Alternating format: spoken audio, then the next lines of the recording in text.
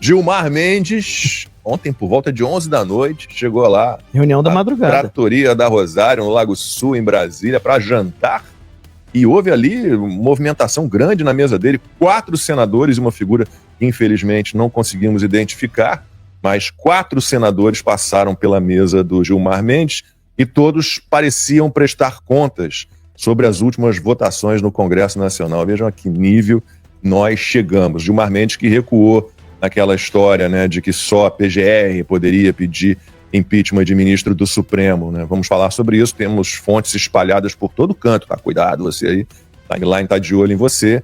Gilmar Mendes foi flagrado por uma fonte da Timeline, então jantando, atuando como agente político, é um ator político, e tá lá previsto na lei, atuação político-partidária de ministro do Supremo, passível de impeachment. Vamos falar sobre isso. E Luiz Roberto Barroso, também temos fonte, que eu estou falando, nós temos fonte em todo canto. Luiz Roberto Barroso voltou ontem de Paris, porque sempre teremos Paris, né? Ele estava lá, fazendo sei lá o quê, e voltou com uma companheira, não era a namorada dele não, com a namorada ele foi para Santa Catarina. Voltou de Paris com um cara, a gente achou a cara do Ney Matogrosso. Não, é a cara, não é a cara do Ney Matogrosso? O Ney Matogrosso com saúde, não? Não, mais novinho, claro, mais novinho. Mais novinho de saúde. Ainda bem que era voo diurno. Saiu de Paris ao meio-dia, eu acho, horário de Paris. E aí não teve tanta penumbra assim. Isso significa que ele tá um pouco comedido, né, o Barroso, né? O Barroso tem cara que gosta de negão, né? Ele tá comedido. Sonderman não fala nada. Não, faz quanto que eu não tô aqui. Fala nada. Como diriam os pinguins do Madagascar, você não viu nada. Voltei pro buraco, ó, não tô nem aqui. Vou usar tudo aí. Bom, e depois do... Sem crédito, tá? Não precisa dar crédito também. É os pinguins, os pinguins do Brasil.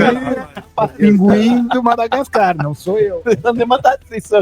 Mas até ontem eu tava almoçando com um membro da Church Society, e aí começamos a falar um pouco do Biden, que o Biden tá com 80... Não tá com 80 ainda, né? Tem acho que 78, 79, e que ele sumiu de cena, né? E que ele tá realmente, em termos de saúde, decadente. Aí a gente começou a falar dos oitentões que estão ótimos. 83, né? Mick Jagger, Roger Daltrey, que 83, ontem virou Sir Roger Daltrey. E aí você falou o Ney Matogrosso, pô, ele tem 81, Caramba, tá 82. O Biden tá com 83, o Alan viu ali. 83, tá. Mas ele tá, o Biden... Não, ele tava acabado, né? Agora você vê os outros oitentões que estão ótimos. Ainda nessa idade, amigo. Não, e Mick Jagger e o Roger Daltrey... Sinal que aquela história de sex, drugs and rock and roll parece que não é um problema. Não pega todo mundo. Não pega todo mundo.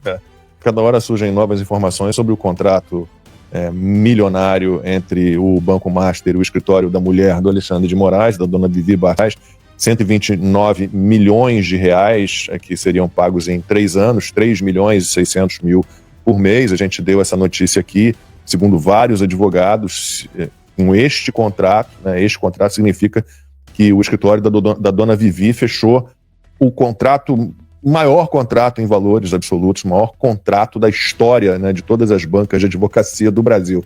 O André Marcília dizia, inclusive, que... tá aí ó, a matéria que o Marcos vai comentar. O André Marcília dizia, inclusive, que isso aí não são honorários, isso aí é um bilhete da loteria da Mega Sena de fim de ano, da Mega Sena da virada. É inacreditável esse valor. E o Alan trouxe na terça-feira à noite, ele trouxe ali uma série de informações. O contrato tinha como base as libras esterlinas, né? Estamos falando de Churchill, né? Tinha como base libras esterlinas, 20 milhões de libras esterlinas, e agora começam a surgir novas informações. Vamos ver, né? Eu daria 48 segundos para Alexandre de Moraes. 48 segundos a partir de agora, não 48 horas não. Mas entenda porque isso é bom para você. Deve ter aí. Daqui a pouco como isso a Miriam aparece aí. Então, ó, a notícia é a seguinte, né? O escritório de advocacia da família do Alexandre de Moraes atuaria na defesa dos interesses da instituição do Banco Master e do Daniel Forcaro perante Banco Central, Receita Federal e Congresso Nacional. De acordo com o documento, a gente já falamos daqui, seria o pagamento mensal de 3,6 milhões. Como foi assinado em 16 de janeiro, se foi cumprido, porque eles não falaram se houve pagamento ou não houve. E agora a gente não sabe, tá? Mas, se foi cumprido o que o contrato que foi revelado, né, dizia, eles teriam aí recebido o montante de 79 milhões de reais até outubro de 2025, que foi o último mês antes da intervenção do Banco Central, tá? A gente não sabe se esses 79 milhões foram pagos ou não, porque tanto o Globo quanto vários meios de comunicação tentaram perguntar se o pagamento aconteceu e não obtiveram resposta nem do Banco Master, nem do escritório da Viviane Barsi de Moraes, tá? Então, objeto do contrato: organização e coordenação de 5 áreas de atividades conjuntas e complementares, tá? Perante Poder Judiciário, Ministério Público, Polícia Judiciária, ou seja, a Polícia Federal, porque não existe Polícia Judiciária, né? O Alan já explicou isso aqui outro dia. Órgãos do Poder Executivo, aí entra Banco Central, Receita Federal, Procuradoria-Geral da Fazenda Nacional, CAD, tá?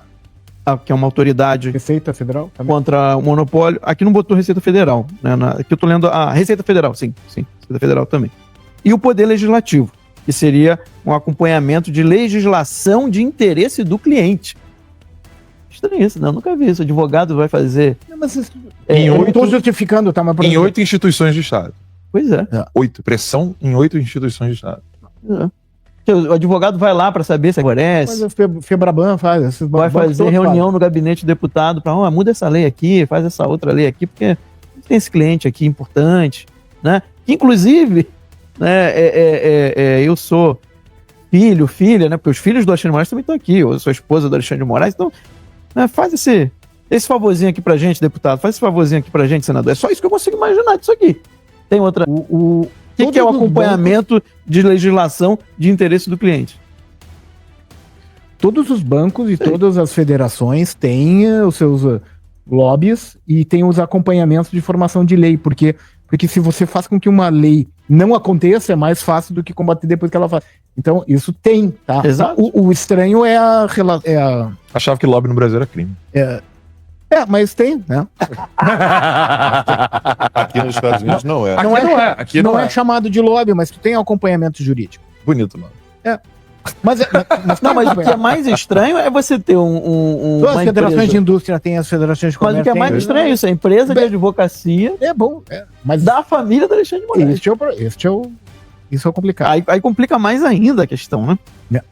Então, de acordo com o que o Globo verificou, e é interessante, né, o Globo... Lembra que em 2024, tá?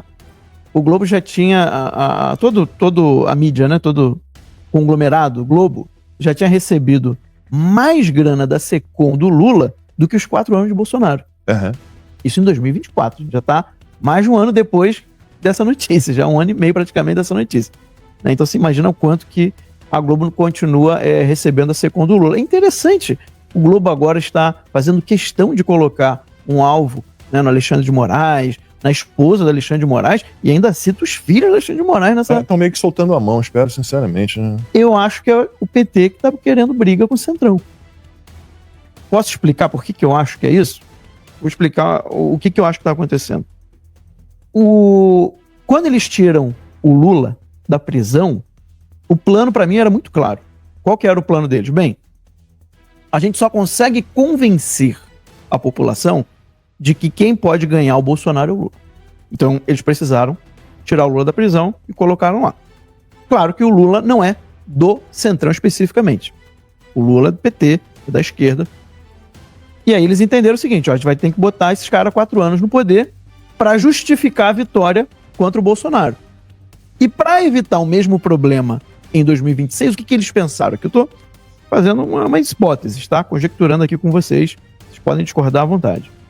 Não tem nenhuma informação aqui de bastidor, nada. É só conjectura mesmo da minha cabeça. O que eles pensaram? Não, para evitar o mesmo problema em 2026, o embate Lula-Bolsonaro e o Centrão de fora, a gente acaba com o Bolsonaro. Vamos deixar ele preso. Vamos deixar ele inelegível. E aí tudo que o Alexandre de Moraes está fazendo, essa cruzada toda. Que para a esquerda também é bom, porque o Bolsonaro é um problema para a esquerda também. Então eles convergiram nesses interesses. Qual que foi o problema aqui? O problema é que no plano deles, o Bolsonaro devia indicar um sucessor aliado ao Centrão. Porque aí era certo. Ano que vem você ia ver a mídia, né, alinhada mais ao Centrão, batendo no Lula com vontade, né? E não é difícil, corrupção é o que não falta, né? É só a mídia querer que o Lula fica impossibilitado de ganhar uma eleição, e o Centrão ia conseguir lá o seu candidato. No máximo, você poderia ter um Flávio ou uma Michele como vice desse candidato do Centrão. Para mim, esse era o plano do Centrão. O problema foi que o Bolsonaro não caiu nessa armadilha e indicou o Flávio. Quando ele indica o Flávio Bolsonaro, o Centrão está com o mesmo problema de antes. Porque o Centrão não quer entregar mais 4 anos para o Lula, mais 4 anos para o PT. Fala, não, agora é a nossa vez. E é óbvio que o PT também não quer perder a máquina pública que eles estão aí, né, utilizando. Já são 3 anos de degradação econômica acabando com o país. Eles querem continuar, eles também não querem sair. Então o que a gente está vendo agora é o começo de uma briga centrão e esquerda. E o Centrão está num beco sem saída. Por quê? Porque o Flávio Bolsonaro, né, é o único que tem chance contra o Lula no segundo turno. Isso é óbvio. Isso é óbvio.